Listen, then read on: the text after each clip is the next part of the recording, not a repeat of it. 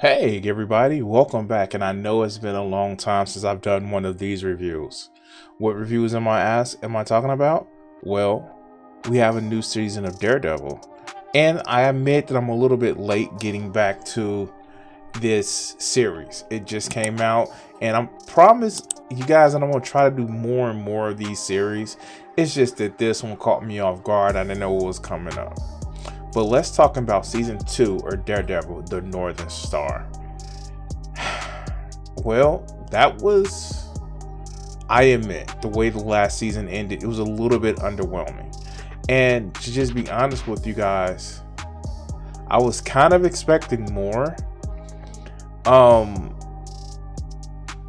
will admit, and of course these reviews are, I try not to make them as spoiler, heavy as I could be. But the surprise save at the last few minutes of the episode actually kind of redeemed some of it. But maybe because I hadn't watched like the Thunderbolts or a few other Marvel properties. I don't know. It just seems underwhelming. And I don't remember the same type of feeling when I was watching the original Daredevil series. Now, it did get me excited because he's actually in his Shadowland costume, which is, I admit, is kind of cool. It's a little bit different from the standard black costume or the mustard, the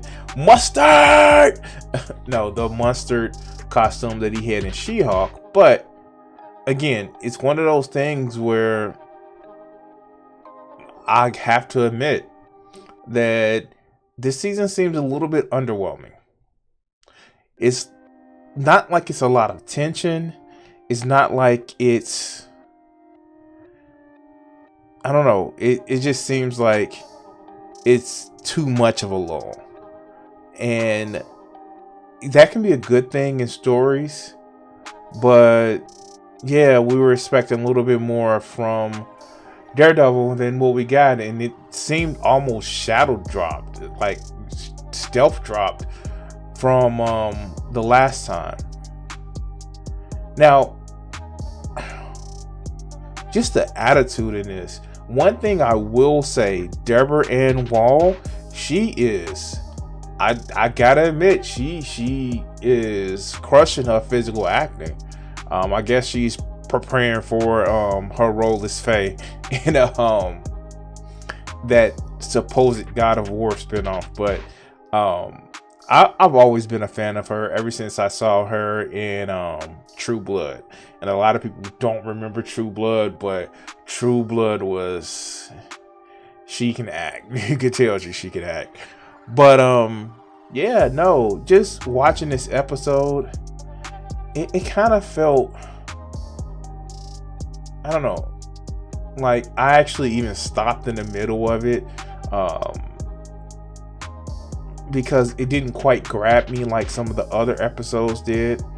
And I'm just hoping that it actually gets a little bit better, especially with the start of, I don't know, what's next for the Disney Marvel TV shows. I didn't watch Wonder Man.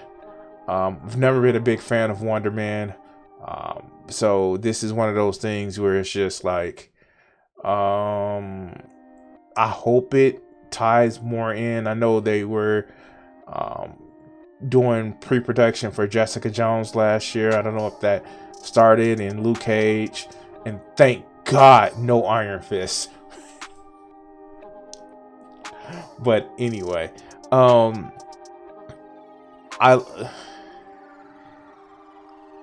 I almost feel when a character gets too much screen time, that's like, oh, there goes their death flag.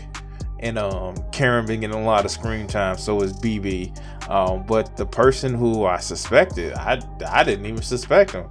But oh well. But yeah, that last minute save, that is interesting to say the least. Oh, and his former girlfriend from last season, yeah, something tells me that she may need to actually start seeing a psych herself. It's like all the telltale signs of somebody who is losing it, and it's just like, hey, this is a signpost right here, this is a signpost right here, and you know this person is writing their own downfall. So when it comes, you're not surprised. You're like, I saw it. But I don't know. It's interesting to say the least.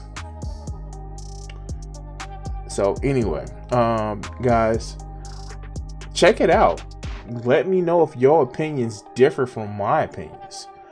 This has always been, my reviews have always been to tell you my perspective of it versus watch it, don't watch it. No, I guess I am saying watch it, but it's all about telling me your perspective of it and what you think and how it ties into the original story and how the new story is playing out. I will say, I think they're underusing, Fisk. I think with last season, they tried to be mysterious like he was in the first season and kind of use him sparingly. But I mean, you gotta let Vincent D'Onofrio be Vincent D'Onofrio. I'm sorry.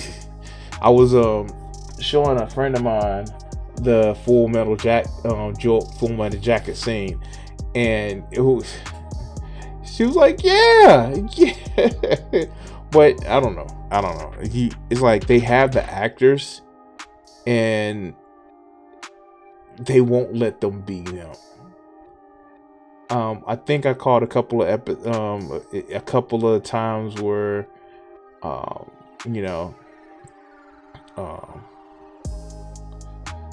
Matt kind of was slipping in his real accent, but they let Karen be Karen, and she's shit. I don't know. I just want them to use more powerful versions of themselves.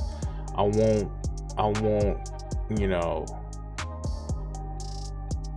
D'Onofrio to be D'Onofrio and Matt to be Matt. He wasn't as smug, and you can kind of tell like he's just character, like his character is smug. It was a little bit of a scene with him and Cherry, but I want them to actually play these characters. And I think they say they originally cut some of the showdown from last season. I don't know. It's just that last few minutes, and I hate to feel like I'm just expecting the cliffhanger at the end, but that last few minutes were actually pretty good. But anyway, guys, like I said, watch it. Tell me what you think. It's on Disney Plus. Please support the official release. And even though I know people don't like, we don't like big corporations, just please support the official release. And we'll see you next time on the next episode. Like, share, and subscribe, and peace. I want to say thank you to all my Patreon supporters and my Twitch subscribers.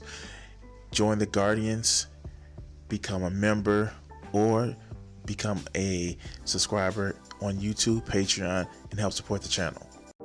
Thank you for watching this video, and the next one should be popping up on your screen. Subscribe, and if you haven't checked it out and want to help out the channel, check out my Patreon. Thanks.